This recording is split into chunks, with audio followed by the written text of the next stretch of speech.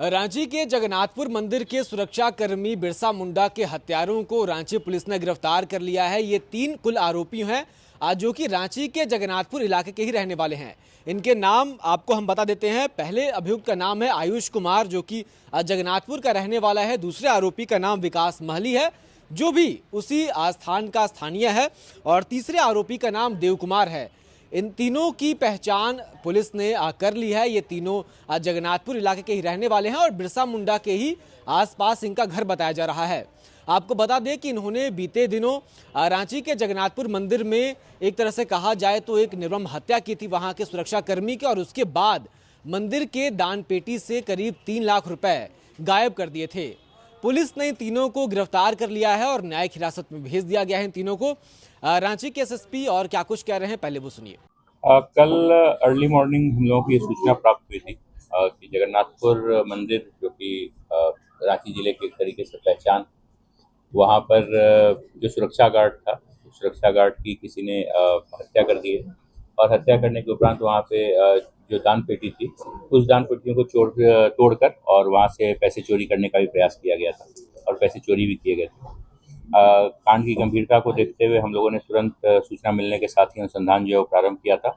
और हमारे दोनों सिटी एसपी और रूरल एसपी, साथ में हटिया डीएसपी, ओसी धुरवा, ओसी जगन्नाथपुर और हमारे अन्य थाना के जो थाना प्रभारी थे और हमारी जो तकनीकी शाखा की जो टीम थी, इस सभी टीम ने सभी ने एक तरीके से संयुक्त रूप से एक अभियान चलाकर कांड का अनुसंधान जो हम लोगों ने प्रारंभ किया।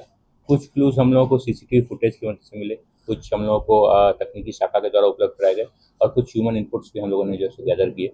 और इस सब के परिणाम स्वरूप हम लोगों ने कुछ लोगों को डिटेन किया। डिटेन करने के बाद जब उन्हें हम लोगों ने उनसे पूछताछ की, पूछताछ में उन्होंने घटना में अपनी संलिप्तता स्वीकार की है। और उसके उपरांत घटना में शामिल, हत्या में शामिल और चोरी में शामिल कुल 3 लोगों को हम लोगों ने गिरफ्तार किया है। गिरफ्तारी के साथ साथ हमने जिस पत्थर से कूचकर सुरक्षा गार्ड की हत्या की गई थी, उस पत्थर को ही बरामद किया है।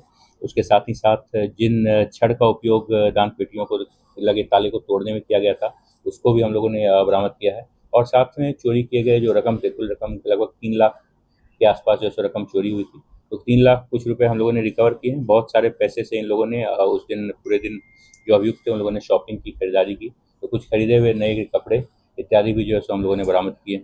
और इस प्रकार इस कांड का पूर्ण रूप से जो उद्भेदन कर दिया गया। ये वस्तुतः एक तरीके से समझिए अय्याशी के लिए इन्हें पैसे चाहिए थे। और ये जो अभियुक्त थे, ये अभियुक्त भी उसी क्षेत्र के निवासी हैं जिस क्षेत्र के निवासी वहाँ के सुरक्षा गार्ड थे। तो इन लोगों ने बहुत दिनों से इस चीज़ को देखा हुआ था कि रात में सुरक्षा गार्ड वहाँ पे अकेले रहते हैं और क्या मंदिर की क्या परिस्थिति रहती है, इसके बारे में उनको पूरी जानकारी थी।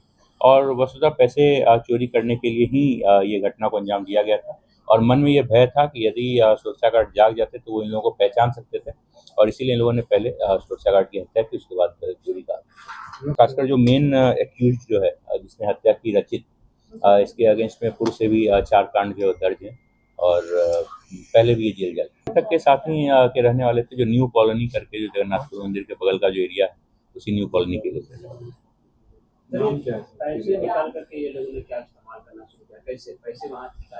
अब पैसे इन लोगों ने निकाले। पैसे निकालने के बाद इन लोगों ने पैसों को सबसे पहले अपने घर में ले जाके स्टोर किया। कुछ पैसे फिर वहाँ से इन लोगों ने निकाल के इन लोगों ने पार्टी की। सभी लोगों ने पार्टी करने के उपरांत फिर ये लोगों को जब पुलिस की दबिश फील हुई कि पुलिस ने जब हर जगह पे छापामारी इत्यादि स्टार्ट कर दी, इन लोगों ने फिर उसके बाद मेन रोड में जाकर और दुकानों में जाकर अपनी खरीदारी शुरू की। और दिन भर ये लोग जगह जगह जाकर कपड़े, जूते, इस सब तरीके की चीज़ें जो खरीदते रहे।